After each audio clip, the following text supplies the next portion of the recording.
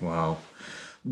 Your book is creating a lot of waves in a very short amount of time, and his name escapes me, but I believe I just read that one of the funders of Facebook in the beginning just came off the board after your book came out and said, "I'm done." Peter Thiel, yes.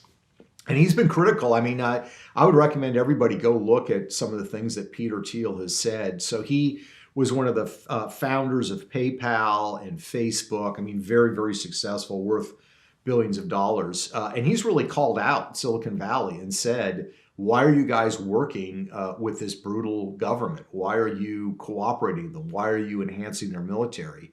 The problem is, Shawn, he's like one voice in the wilderness, because most of the people in the tech world, at least the big ones, seem to be all too happy to work with China and turn a blind eye to what they're doing. I'm just curious, how long has he been calling these guys out? Probably for the last 4 or 5 years, Okay. when it's become really, when it's become so obvious and so extensive. There's a guy, his name escapes me right now. He was the founder of DocuSign, where you can now sign documents.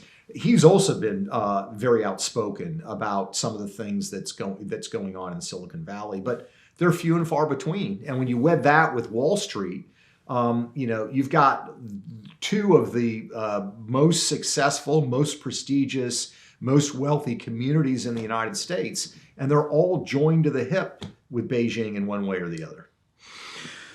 How are we going to stop this with big tech? I mean, it seems like because all these companies are working with China, that they quite possibly are going to win the race to artificial intelligence. How do we deal with this? It's a good question, Shawn. I think if I use a baseball analogy, I think we're in the bottom of the 7th inning. And the problem is some people that are on our team are basically, to use the analogy, giving steroids to the other team, to having them hit the ball longer, pitch harder. And if we don't stop that, we're going to win. I mean, we're going to lose. They're going to win.